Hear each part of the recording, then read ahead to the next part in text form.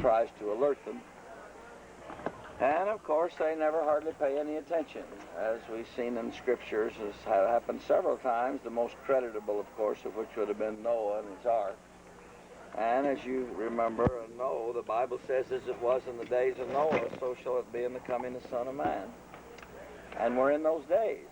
We don't believe the world's coming to an end. We're just coming to the end of a dispensation. We're in a great state of flux now, because it's a great state of confusion. I think it's quite a bit like it was in the time of Christ somewhat. He came at the end of that age, and people didn't know what was happening, and it was a kind of in-between where we were changing from the law, from the dispensation of law, an eye for an eye and a tooth for a tooth, into the dispensation of grace, you know. And as the Bible says, I've said unto you of old, it was an eye for an eye and a tooth for a tooth. But I say unto you, he that hateth his brother now is a murderer in his heart already. So we get change. And now, 2,000 years later, in our opinion, we are undergoing another change now. And we are coming into what we would term, I think, the kingdom age or the millennial age. We're going to see some type of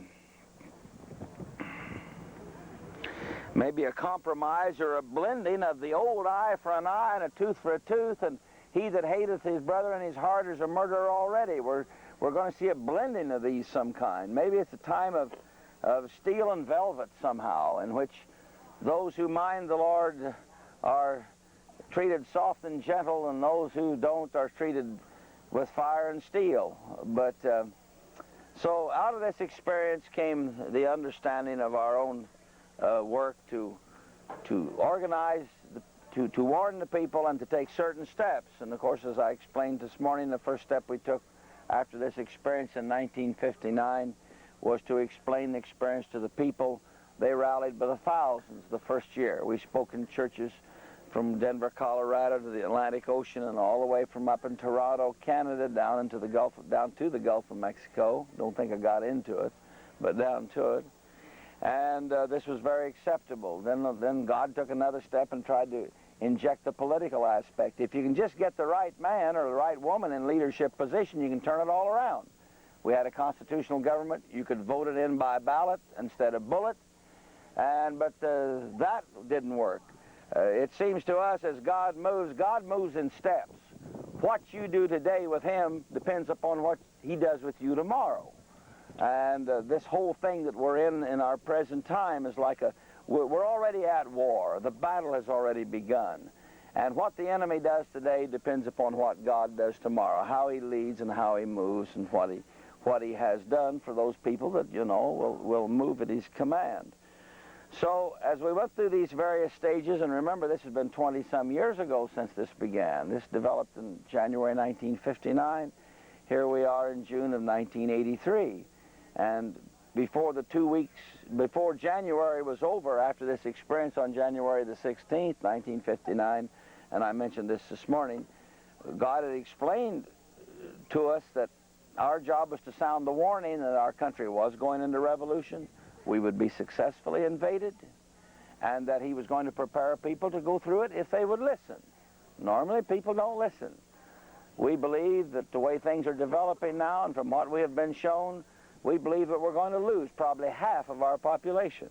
I don't even know how to comprehend such a figure when you consider that we've got 230 or 40 million people, whatever the population is. So here we are thus far. The ballot box failed, the church activity failed, and it come on down to where in 1957, I guess, 1957, we formed the Christian Patriots Defense League. And that was formed primarily to gather the Christians and or the Patriots. Either one, preferably both.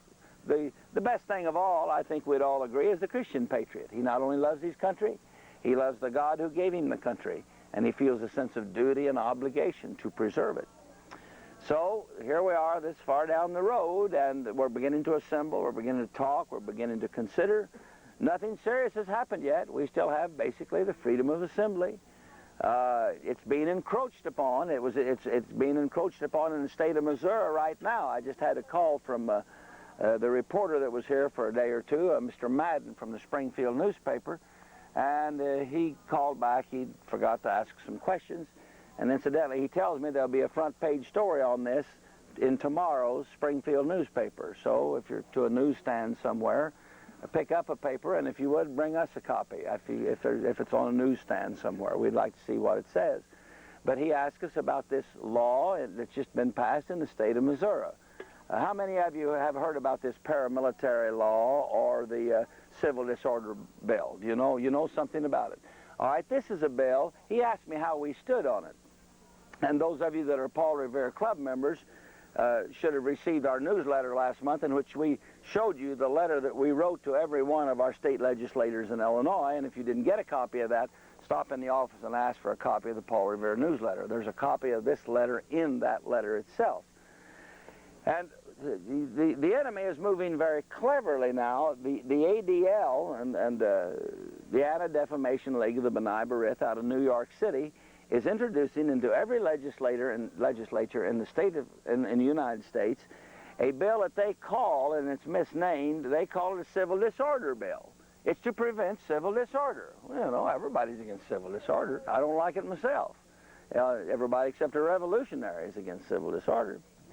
But what it really does, it makes it's illegal to get together to cause harm. It's illegal to manufacture explosives and so this and that and to create problems and so forth, all of which is already covered by laws, local, state, and federal anyway. They're already on the books. My goodness, we're loaded down with laws against breaking the law and creating problems and injury to people.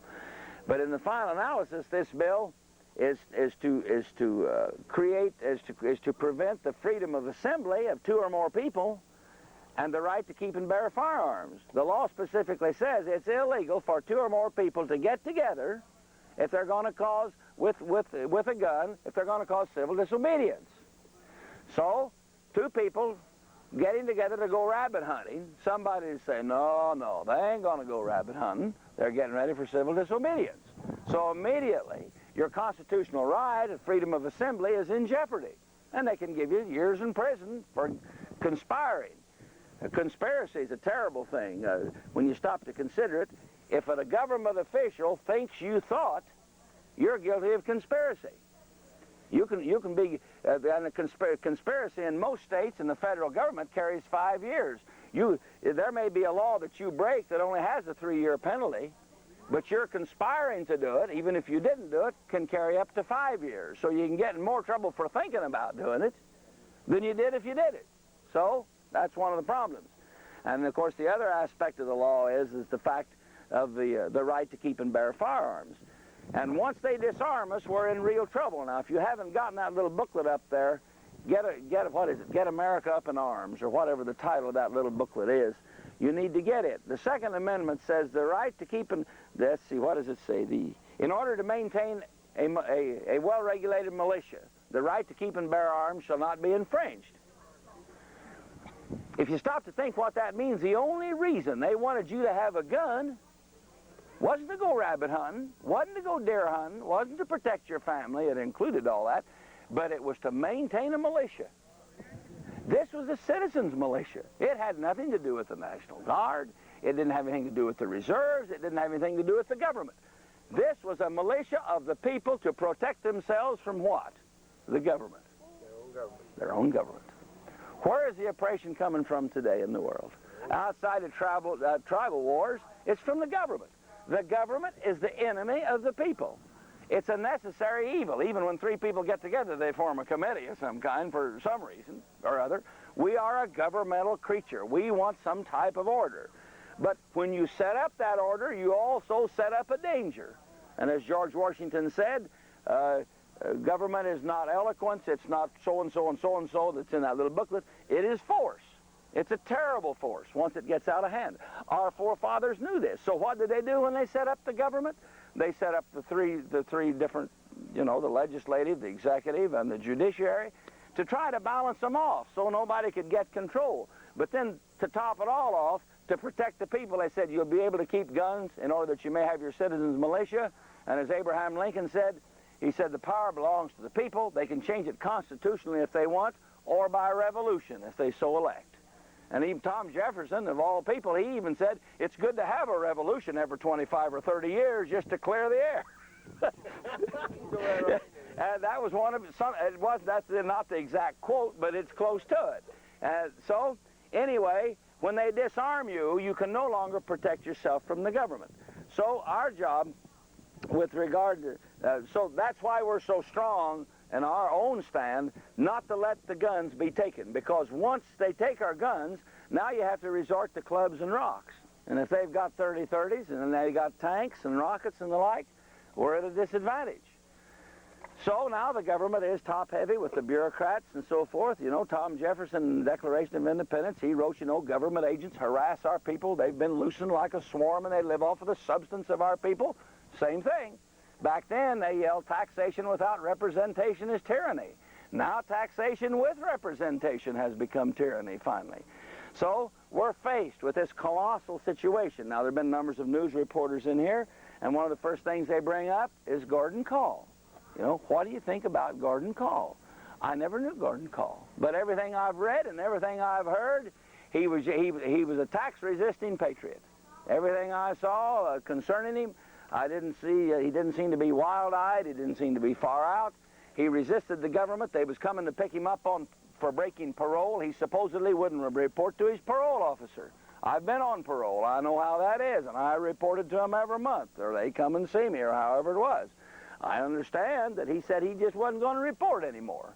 Well, I probably think he ought to have, no more of a problem than it was, but with him it probably was a matter of principle.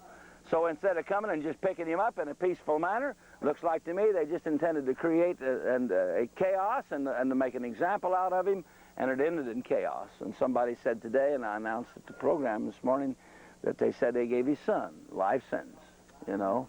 And here's this son, they shot him, you know, evidently they just shot him down. So I've been in the hands of the federal government many times. I've been in chains and bars, solitary confinement, not the bars where you drink, but behind bars that you can't hardly see through.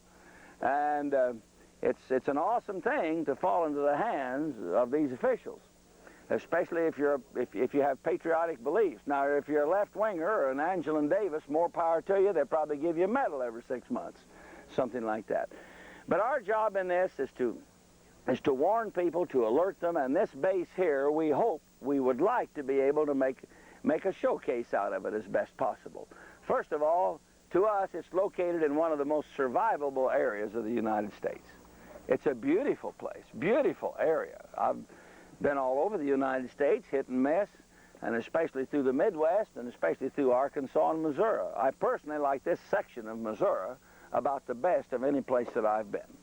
And as Abraham Lincoln said one time long ago, he said, we find ourselves in peaceful possession of the fairest portion of the earth's surface as regards salubrity of climate and fertility of soil. He said, we neither labored for it, nor did we work. It was given to us by our forefathers, and that's exactly how we got it. You know, we inherited all this, and to us, we have a duty and an obligation to maintain this, because if we don't, then it certainly cannot be passed on and maintained as we got it. So we have a duty to those who have lived before us and paid this high price. The base that we have here, and I don't think we elaborated upon that this morning, we hope to develop this 232 acres completely. We are dependent entirely upon the support of people. It's the only way we got to go. We bought this place 20 years ago because we were spiritually nudged to do so, and we didn't even know when we bought it why we bought it.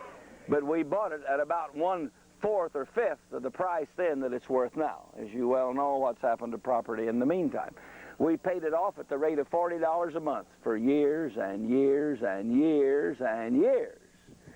Plus the fact, you know, it bore an interest rate of 6 or 7% of whatever would develop way back in the early 1960s. So what you see here is a result of an effort of people who have given. Numbers of you here, members of the Paul Revere Club, have contributed to this, and we hope to have an ongoing base here where you can come, where you can talk with people, where you can receive succor and support so far as being encouraged is concerned, talk with knowledgeable people about what we're doing. And one of the first things that we want to do this year and finish this year and this summer if possible, we want to build a chapel here. I think I've mentioned to you it'll not be a big church, probably maybe hold 100 people, something like that. And we're going to build it, if God willing, if everything works out, on the knoll, just behind those cars over there before you get down to the trees, and where we hope to be able to start having services once a week, but most certainly once a month. And that would be probably a Sunday service in which it would become involved with a covered dish dinner and people being able to come in 50, 100, 150, 200 miles, spend the day, various speakers and the like, have the camaraderie and the association and the companionship that is needed and necessary for this work. Many people just feel like they're completely isolated. You know, what you believe, not many people in your area believe. And of course our job has not been, in any sense whatsoever, to convince people or to try to convert people to our way of thinking. We are merely looking for the people that already see this and know this and would like to become associated and involved with our activity. Now, we're broad in our scope. We're not I-dotters nor T-crossers. We have had some problems with some other patriotic groups. If they want to come in and impose their will upon what we're doing or say, look, you've got to do it this way and this way only. We have some people that observe the Sabbath. We don't have any objection to that. But we don't want them to tell us what day to observe. We have some people that observe Sunday. We had a fellow here working with us, and I thought he worked it pretty clever. He got up, he was here helping us work, and he'd come in from another state, and so he decided, this happened to be Saturday morning, and he decided that he was going to keep the Sabbath. He said, when do you think the Sabbath is? And I said, well, probably from Friday evening to Saturday evening. He said, I believe that myself. He said, I keep the Sabbath. Now, he said, I'm going to leave today, and I'll be back, and I'll help tomorrow. I said, well, we normally keep the first day of the week, Sunday, you know, to present time, although I believe the Sabbath is from Friday evening to Saturday evening. But we're in such a mess anyway, I don't think that's a big problem at the moment. I think we've got other things we need to get straightened around. So he comes back that evening, and he gets up the next morning, and I told the men when I was leaving, going back to Illinois, and I said, this man that's here, I said, it's all right. He decided he's going to keep the Sabbath, and I said, that's fine. But he said he'd help tomorrow. And I said, I want you to line out a little for him to do tomorrow, because he'll be back. Well, when I got back down here, I said, well, what did our friend do on Sunday? Well, he said when he got up Sunday, he decided he was going to keep Sunday that day. And I said, well, you can't beat that if you're going to keep the Sabbath and going to keep Sunday both. And he worked it fairly clever. He was keeping them both, and I had no objection to that, and there wasn't any big problem with it. But when we work with people who come in, we don't want I-dotters and T-crossers. We don't want to get in an argument over baptism. If you want to be poured, that's fine. If you want to be immersed, that's fine. If you want to jump in a bathing suit, that's fine. We don't care. You take care of that the best way that suits you in your belief and understanding. Your relationship with God, so far as we're concerned at this stage, that is a relationship between Him and you take care of that. And, of course, there's all different beliefs as to how you should practice your beliefs, but we want to provide, if we can, a large enough canopy under which our country can be saved. You know as well as I do that the right-wing movement is splintered badly, very badly. Lots of little groups and lots of problems. And most people maybe don't realize it, but that's where David had his greatness. And that's why David was one of the greatest of all leaders in the Old Testament. David come on the scene when the Israelites were scattered and splintered in every direction, and they was wasting their energies. But under God's guidance and the like, he was able to get all of those splintered groups together and divert their energies in one direction, or channel their energies in one direction. And that's what we're going to have to do, in our opinion, if we survive what's coming. So we tell the people that come and work with us and so forth, look, if you can bury your petty differences just for a time, if you can, and if you can put your energies in one common direction for a time, long enough for us to defeat the enemy, Then after this is over with, you can go out in the backyard and you can have individual duels and you can fight and scrap and wound one another and scratch one another and just do whatever you want. But let's hang together long enough to get through the big battle. And then you can try to settle your little scrapes in your own way and in your own manner. Now, we do appreciate, of course, you people coming and helping us and supporting us here. Whatever you see here, that if you like the arrangement here, if you do, don't give me the credit, because we were spiritually nudged to set this up in the arrangement that we have. That don't mean that the workmanship is all it should have been, and that don't mean that the buildings are square, and that don't mean the roof's on straight and everything. But this is rather a model of what we would like to follow at other places if we get in a position to do so. We plan now to have somebody here all the time.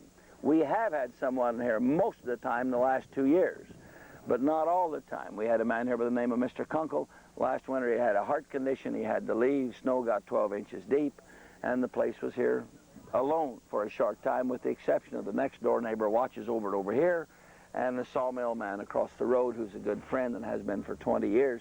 He watches over it also. But we didn't have this building here then. We didn't have the building finished inside. We didn't have a lot of things here then that we do have now. We hope to have another meeting here yet this year of some kind. We hope to set this up where small meetings can be held from time to time. And all this is a spin-off of the experiences that we had spiritually many years ago, over 20 years ago. People say, you know, people ask the question, how much time do we have left? I don't know. I didn't think we'd last this long, frankly. Whenever we were shown in 1959 we were going to be invaded, we were going to be plundered, we were going to be on the ropes as such as a nation, I didn't think we had 20-some years left. But the Lord many times lets you believe it's just almost tomorrow, so you'll stay on your toes. If you read the New Testament, I believe the disciples of Christ thought that he was going to come back before they even died. I got the impression that they believed that. See? And boy, they just lived from day to day to day, and here it is, it's 2,000 years, and he hadn't been back yet. So we need to live every day as though, you know, it could well be the last day. And of course, our job and duty is to be faithful. I think the most difficult job of anything, and the Bible says what we're to do, we are to wait upon the Lord. And I think that's the hardest job of all to do, just to wait. The man before he goes in combat, that's the nerve-wracking thing, the waiting, the waiting. And we all have a tendency to run ahead. I had a fellow one time that's in this work, and he's rather restless and impetuous to a degree, and I don't criticize him for it, because I sometimes feel like I have less patience than almost anybody. He come to me one day, and he knew about this work, you know, and what we was doing. He said, let's do something. Well, I said, what do you want to do? He said, I don't know. I said, I don't know either. I wouldn't know how to go about saving this nation, would you?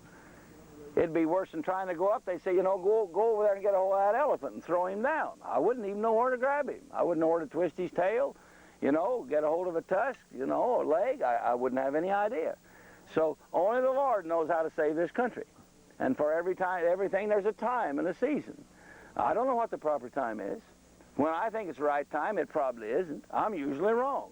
Somebody said if you was right 51% of the time, you could go to New York on the stock market and be a millionaire in 6 months. So that only requires 1% over half the time, over the 50%. So our job is to wait upon the Lord and do the best that we possibly know. We've tried to do that the last 20 years. Didn't say we had done it. You understood that, didn't you? I said we've tried to do it. God is going to save this country, in my opinion, if enough people will rally. If enough people don't, it's going to go down the drain, just like all the other nations have before time. So our job here at this base is to try to operate it and maintain it in a way that it's a credit to the effort. I do believe we're making progress. I do think we're making headway. We moved from Louisville, the activity we had there, here. Not the administrative part, it's still there. But we moved it here because it was too crowded. We couldn't accommodate the people. We were jammed right up against the community that the courthouse, the county courthouse is only 3 blocks away. Some of you have been there. You know how close it was. And so this situation here has developed. How do you like the layout? Just, you know, and everything. Do you like it like it is? Okay. Well, I appreciate that. And and we intend to go ahead and develop it, and we'd like to keep in touch and contact with every one of you in whatever way possible. This is your place to come and to use. The church has purchased this and made it available to the Defense League for the purpose of the assembling, instructing, and the helping of patriots throughout the country. Now, to us, all we can do at this time is to set up a skeletal organization that has the potential of saving the country. The American people are still preoccupied. They're in debt. They can't hardly even lift their eyes up from the production line if they've still got a job, because if so, they're going to miss the payment on the television, they're going to miss the payment on the car, they're going to miss the payment on this and that, and they're in bondage. They're deep in debt, they're paying high interest rates, the usury situation and all, and of course they're under a controlled society. You have to work now, what, till up in May or June, they claim, before you even get anything for yourself as far as the taxation situation is concerned. So all that we hope to do with what we're doing is to nationally let people know who we are, where we're at, what we're doing, what we think is possible. And when finally the American people are hurt and wounded enough that they say, look, we've got to do something, and that's probably going to take gasoline stations being closed, or gasoline being scarce, food being scarce, the cities probably being in chaos, and probably the banks being closed. Now, if all four of them things happen, the American people will finally say, well, hey, I believe we got a problem. Now, whenever enough people, now this is the tragedy of it, if we could have, if you folks see this, or you wouldn't even be here, you're to be commended for this, but you're only the vanguard, you're only the tip of an iceberg that can see, and the others are still underwater and they're blinded. If everybody could have seen this, this could be stopped. The moment enough people rally, it can be stopped right then. Right then. If 50 million people would rise up today in the United States and say, we've had it, we're finished, we're going to resist it, it's all over with. You can change it almost overnight. Now, you can't get it all arranged overnight. But thus far, the American people haven't got to that point. And the tragedy is to us in this that the American people are actually going to have to be hurt and wounded before they're going to do anything. And that's like you're going to a boxing match and you're so sure nothing's going to happen, and your opponent come over and knocks you down the first thing, and you didn't get up till the count of 9. And now you're groggy, and it just dawned on you, you've still got to whip this fella, and you've almost been knocked out before you even laid a hand on him. And that's the problem we've got. We're going to almost be destroyed, it looks like, before we ever... It's like the fellow that had the horse. You probably heard about, you know, he told the fellow how smart the horse was. And so finally the fellow bought the horse. So he took it home with him. And he come back and told him, he said, that horse won't do nothing at all. Well, he said, I'll go over and take a look at it. So he went over and took a look at it. And he said, well, he just kind of looked, and he walked over and he picked up a 2x4, about 3 foot long, and he come over and he just hauled off and he hit the horse between the eyes. The horse fell to the ground. And it trembled and jerked, and finally got up on his feet again, and he was staggering around, and the fellow that just bought the horse, he said, my goodness, you've almost killed the horse. Now, what'd you do that for? Well, he said, the first thing you got to do with that horse is get his attention.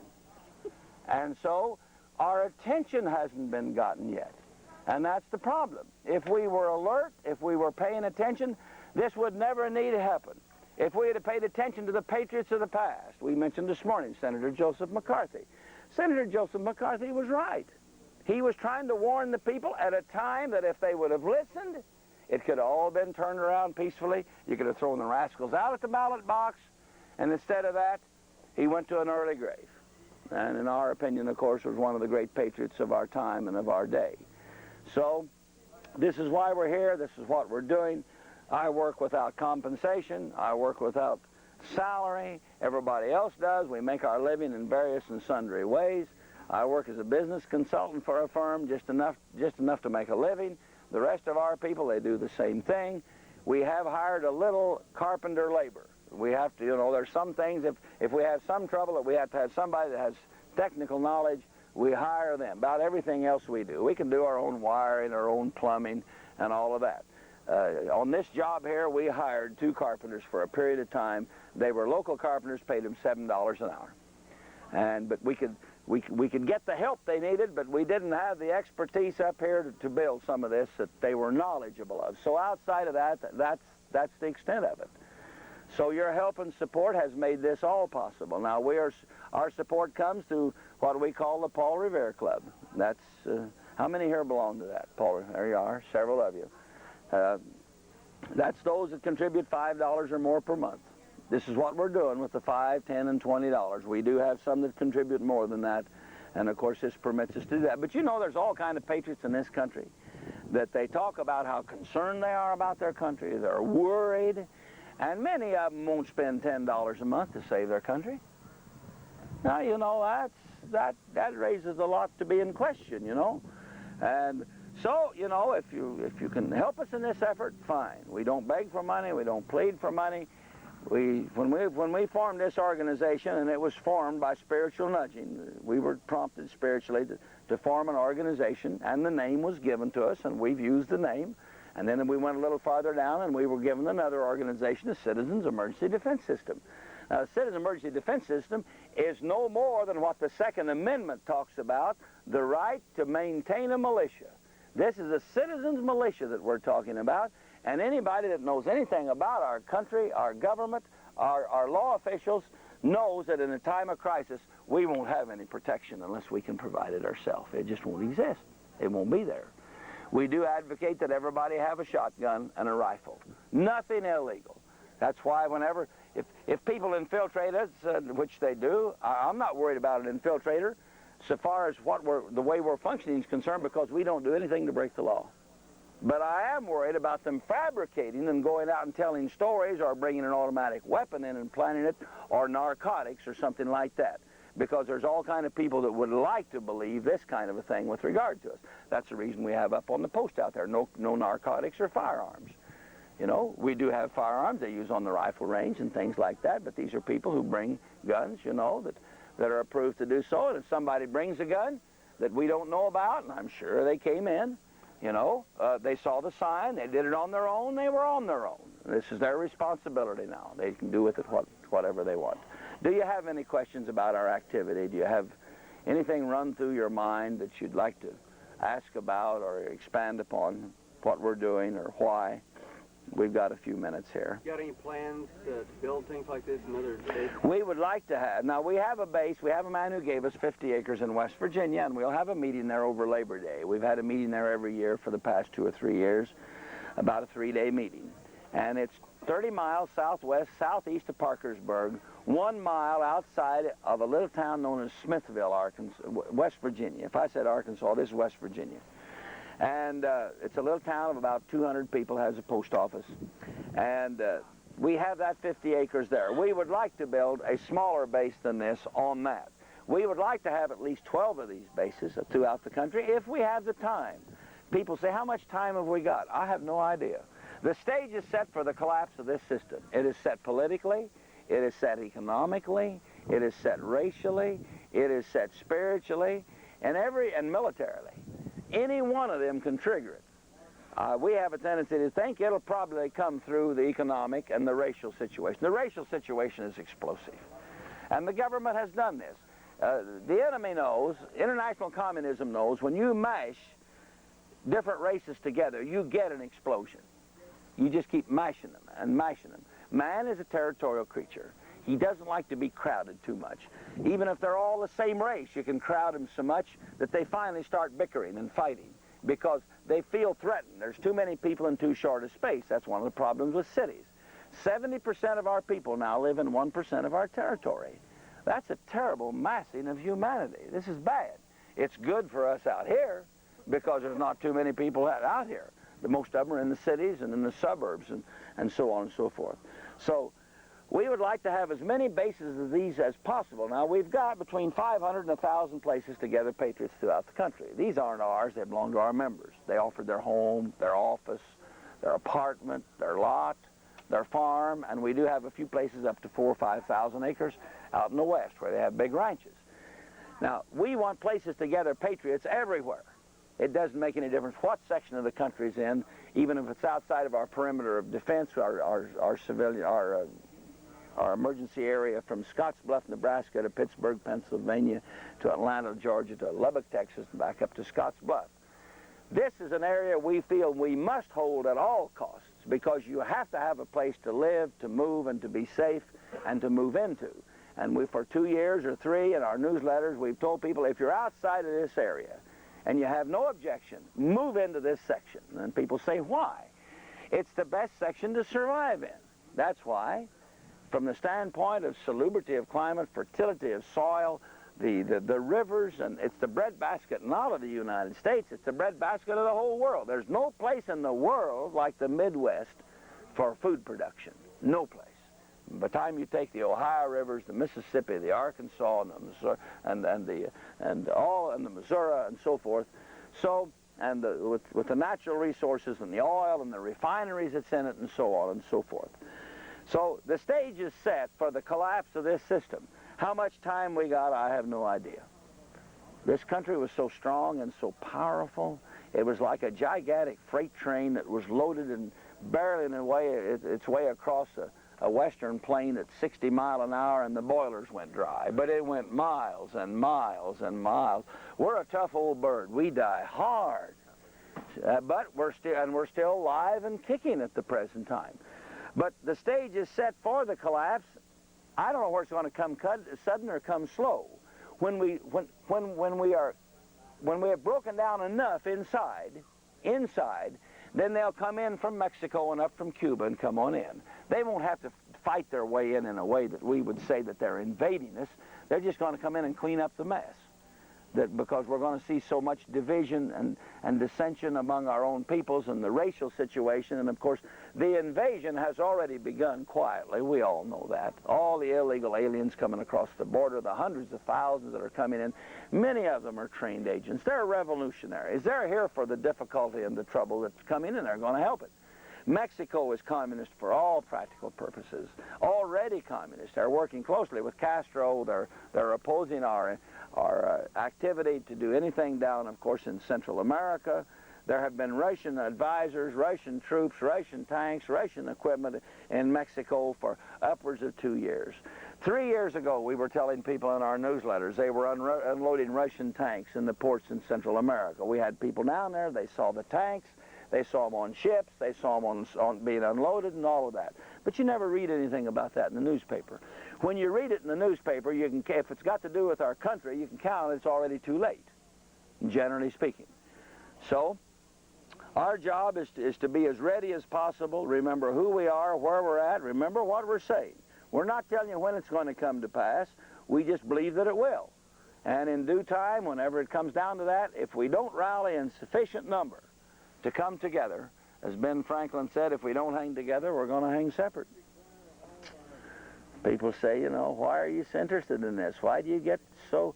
Once in a while, my dad, one of my sons will say, Dad, you get excited. I said, son, I sure do. I said, I just bubble inside at times, you know, wanting to see this accomplished like it needs to be done. Somebody says, why are you so interested in it? Well, I've used the example numbers of times, and most of you have probably heard it, about the 2 men that was on the ship on high seas, you know. It was night, and there was a couple of them in the bar drinking on the ship, and all at once one of the stewards run in, and he said, we just hit an iceberg, and we're sinking. One of them looked on the bar stool to the other and said, let her sink, she ain't ours. Here they are, they're in the middle of the ocean, and they're going down, and the answer is, we're all on this boat. If it goes down, we're all going down. Plus the fact I think we have a duty and an obligation to our forefathers and those who gave us this great land. You know, many times the news media will say, you're a survivalist, aren't you? And I got to thinking one day, you know, about what had happened in this country and so forth. And you know, from about 1620 to about 1880, the name of the game for all of that time was survival. The first pictures I remember in grade school was of the Pilgrims going to church. And what did they have? They had a gun. And if you'll think, our forefathers, when they got here, they built their forts. They carried their guns. When they started to settle the West in the wagon trains, how'd they park them at night? They put them in a circle. But they finally gave us a country that was so safe that by 1880 they had made it so safe that for 100 years we haven't even had to think about defending ourselves. And most people have never stopped to think that our forefathers for 200 years lived that way. And finally they got it in such good shape for us that even now when you talk about you as a survivalist, you'd think that they think you're some kind of an idiot. And it simply isn't so. They just made it so safe for us, and we finally, through our neglect and our disinterest and prosperity. You know, prosperity makes you weak. It actually does. Prosperity is hard on people. I've never seen many people that could stand it. You know, what is it, the wheel that they have? You're in slavery and bondage. And when you're in slavery and bondage, you know, you cry out, help me. And you get spiritual strength finally. Then when you get spiritual strength, you get courage. You're going to do something about it. When you get courage, you get freedom. When you get freedom, you get prosperity. And when you get prosperity, you become wealthy. And when you become wealthy, you become lazy. And when you become lazy, you become selfish. And all at once, you've dropped into lethargy. And the next step is slavery all over again. You just go the full wheel. You've seen that wheel, and that's what's happening. We have had it so good for so long. Now we're going to get the chastisement of God. The Bible says a nation that forgets God shall be turned into hell. We're going to see hell on earth in this country. Literally, because, why? Because we forgot God. We're like the hog that ate acorns under the tree all day long, and he never looked up to see where they come from. We just have taken this for granted so long. And what we're going to get in this situation is nothing new. We're going to get an old-fashioned, Old Testament chastisement. And what was it? In the Bible, and we've talked about it almost in every class. God would tell Israel finally, "O Israel, you have forgotten me. You have turned to other gods. You have turned to silver and to gold and to things of the world, and you have forgotten me, your God and your Creator. Therefore, the Philistines are going to come in. They're going to invade your land. They're going to plunder your wealth.